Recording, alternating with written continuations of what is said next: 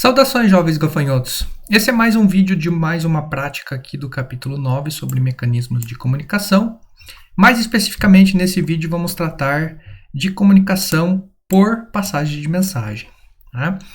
Então, a passagem de mensagem é um conceito bastante importante, porque ela acaba abrindo as portas para a gente sair de troca de informação em um único computador para a gente ir para uma troca de informação em sistemas distribuídos, né?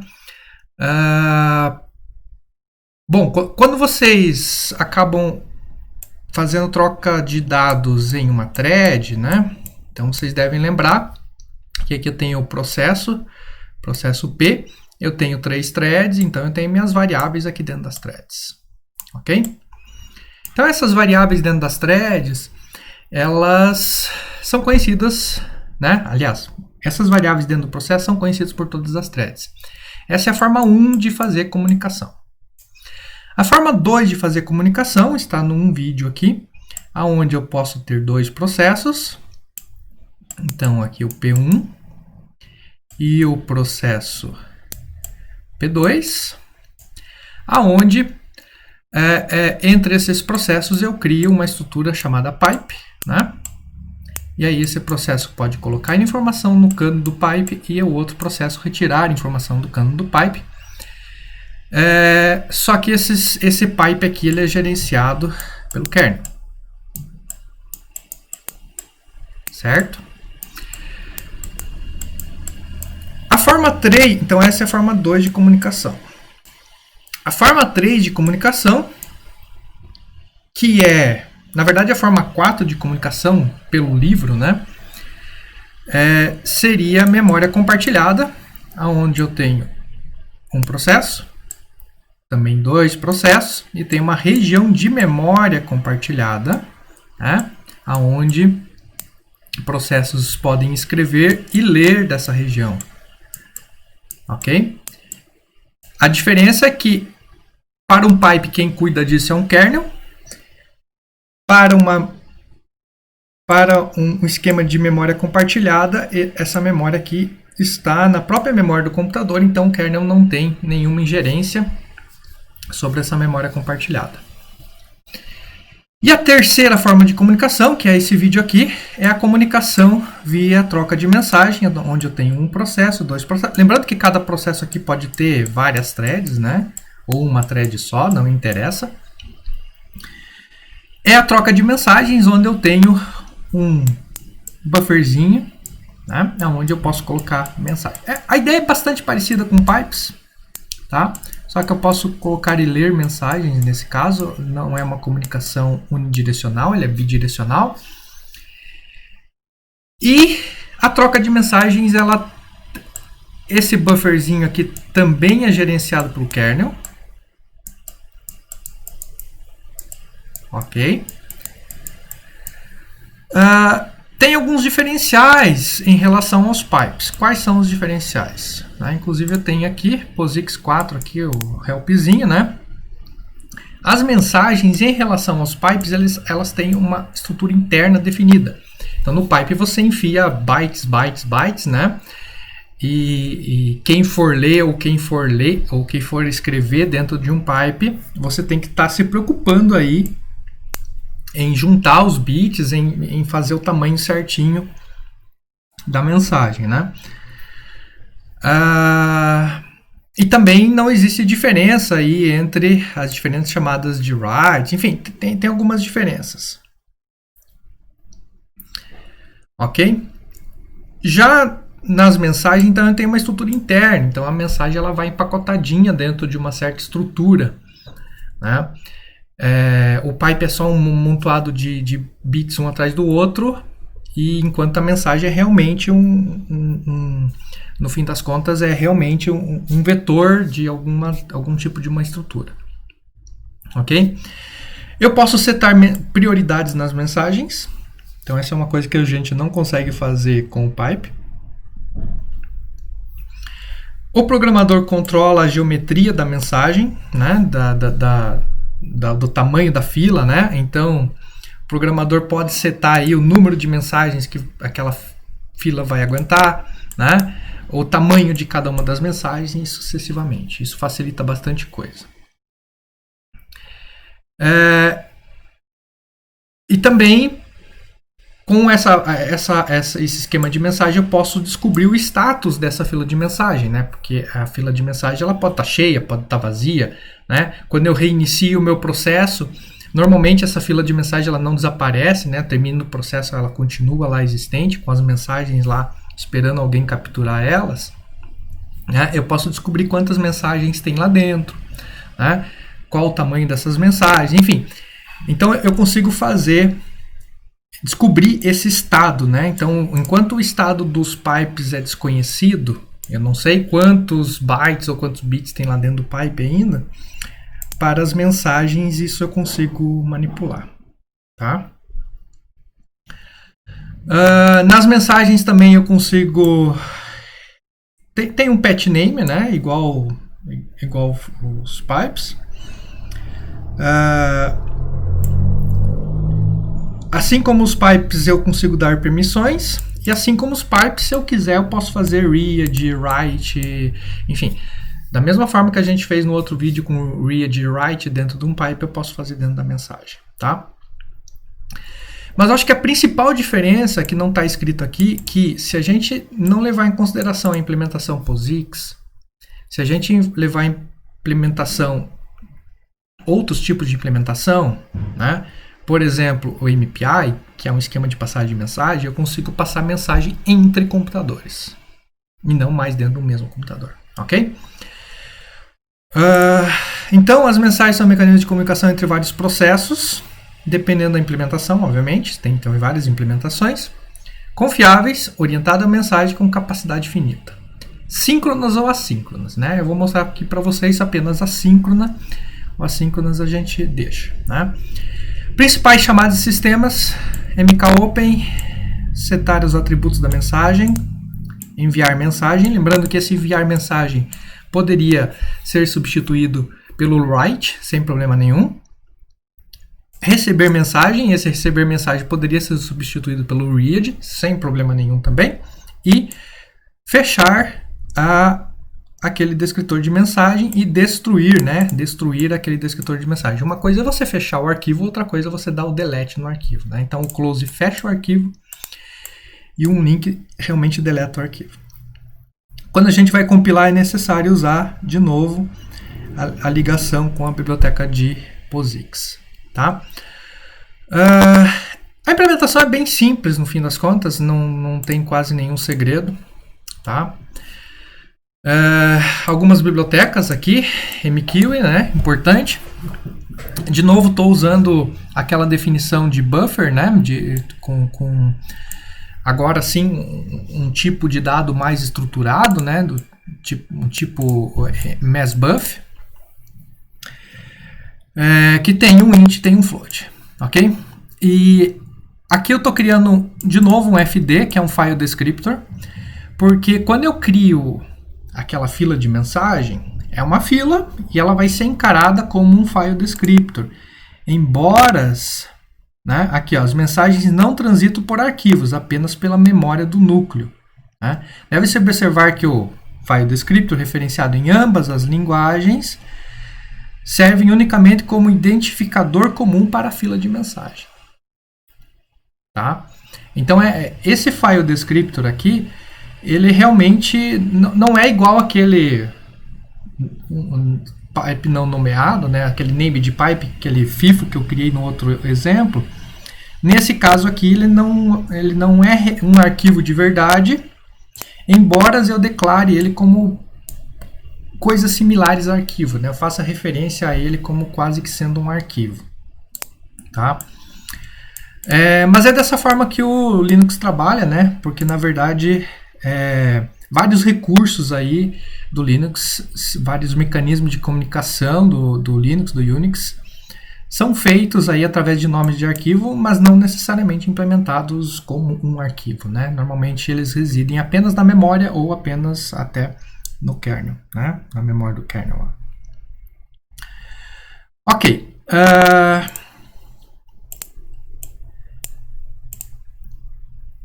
Inclusive, então, seguindo, eu crio um descritor desse arquivo, né? Porque afinal de contas é um arquivo em memória. E esse descritor tem que ser desse tipo especial, mqdt. E aí eu vou criar uma estrutura, uma struct, para mim colocar os atributos lá dentro. Tá? Então essa struct aqui, eu vou criar ela e vou setar os atributos dessa struct. Que tipo que é essa struct? É do tipo mqAttribute, né? Um tipo já conhecido que está aqui na biblioteca. E eu posso setar ó, que a quantidade máxima de mensagem desse sistema vai ser 10. Que o tamanho de cada uma das mensagens vai ser um size buff t. E que eu vou ter algumas flags especiais aí, no caso nenhum, né? Ah, mas o que é isso, professor? Na verdade, aqui é um pipe, aqui vai bits, né? Bit, bit, bit, bit, bit, bit. Não, a estrutura aqui não me interessa no pipe, né? Então, desenho maior aqui. Um pipe nada mais é do que uma sequência de 1, 0, 1, 0, 1, 1. Tem um monte de bit aqui. Já a mensagem é realmente, né? A gente pode encarar ela realmente como um vetor. E cada posição desse vetor aqui tem um int, no caso que eu chamo aqui um int v e um float a, em cada uma das posições. Então tem o v e o a, uma struct, né?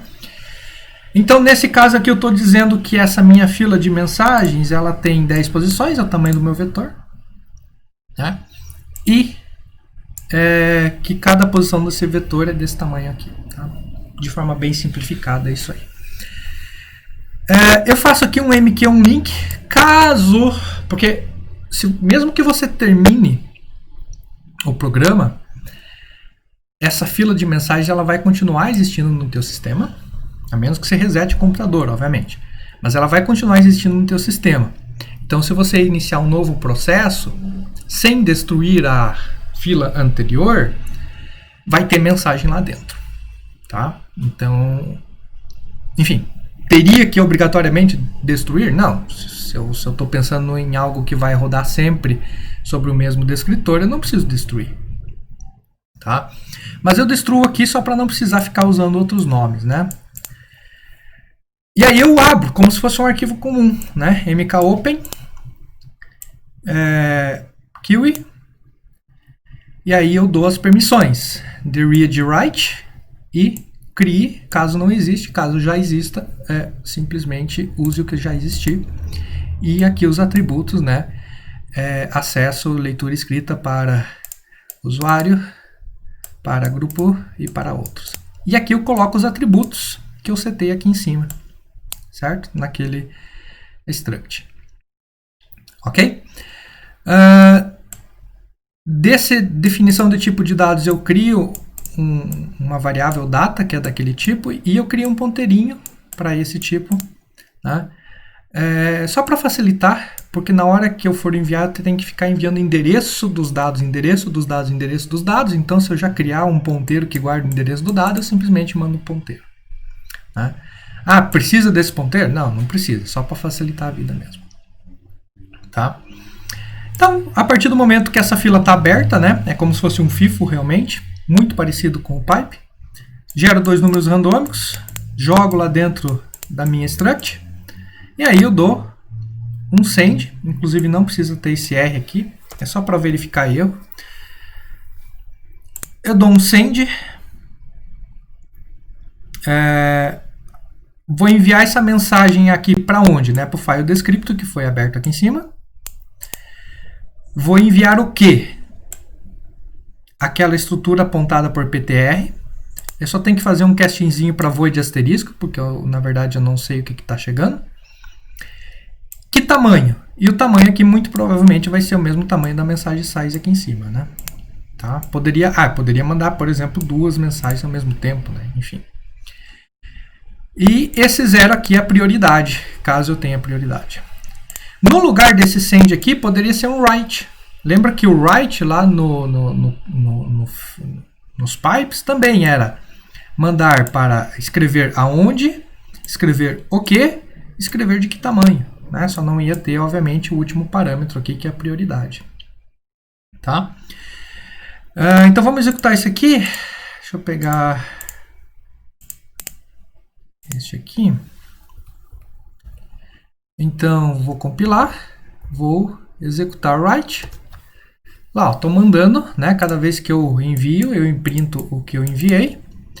Estou mandando 2 números, né? Porque obviamente eu estou mandando uma struct.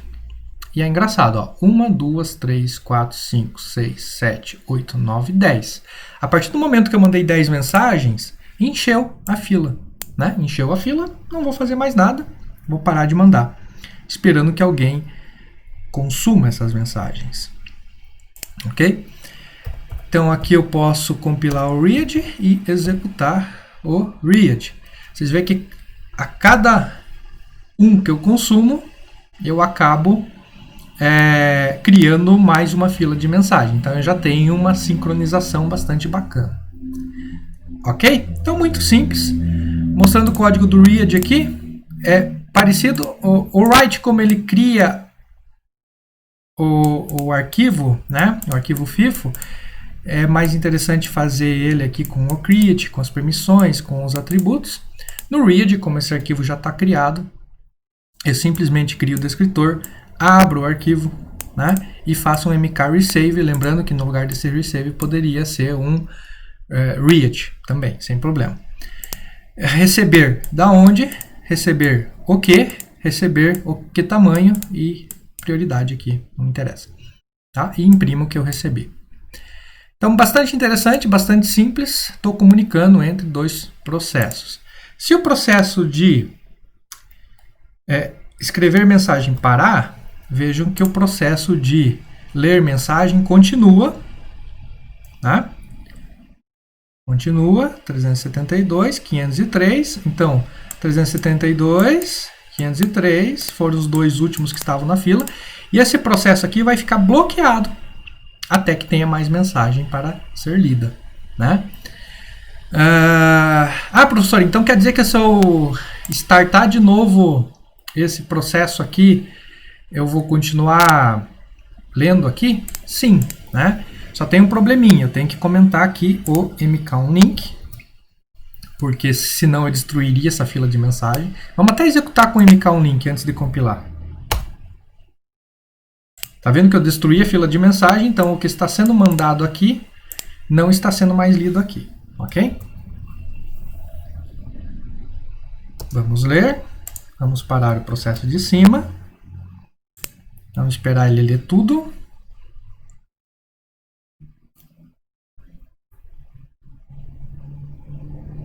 Leu tudo, está travado. Se eu recompilar esse cara para um código que agora não destrói a fila de mensagem, eu posso rodar ele, ele vai continuar escrevendo e o outro lado vai continuar lendo, certo? Se eu parar aqui em cima, ele, não tendo mais mensagem, para. Então, o mk resave, né, ele é que a gente chama de bloqueante. Ele vai ficar bloqueado, né? Então esse processo vai lá na fila de bloqueados, lá na fila de suspensos, se ele tentar receber uma mensagem e não tiver mensagem, ok? Em havendo mensagem, um sinal é enviado para ele, que acorda ele e ele passa a ler as mensagens que existem. Em não havendo mensagem, ele é bloqueado, ok? O processo não para, simplesmente vai para a fila de suspensos, como a gente estudou. Tá ok?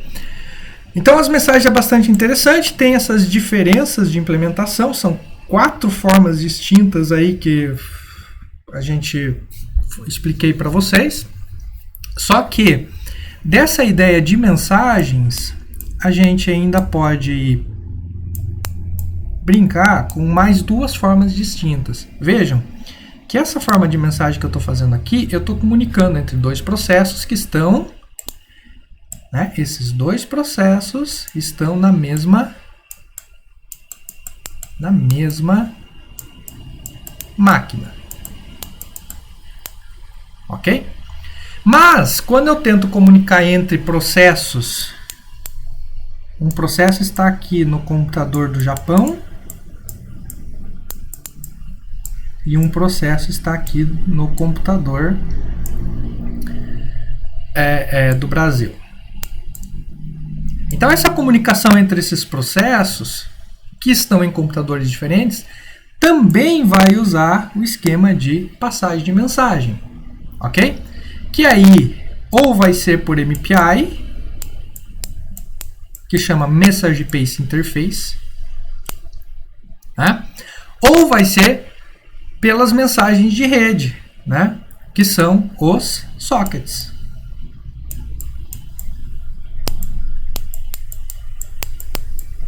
Ok? Então, tanto sockets como MPI são duas implementações que utilizam a ideia de passagem de mensagem. Então, entendendo passagem de mensagem no padrão POSIX para comunicação interna dentro de uma própria máquina, vocês também com muita facilidade irão entender MPI e sockets, que são mensagens para comunicação entre máquinas diferentes. Tá ok? Então deixarei lá os exemplos. E desse capítulo 9 foi a última prática, sendo que pipes, fila de mensagem e memória compartilhada, cada um com suas vantagens, cada um com suas desvantagens. Tá ok? Por enquanto, obrigado, até mais.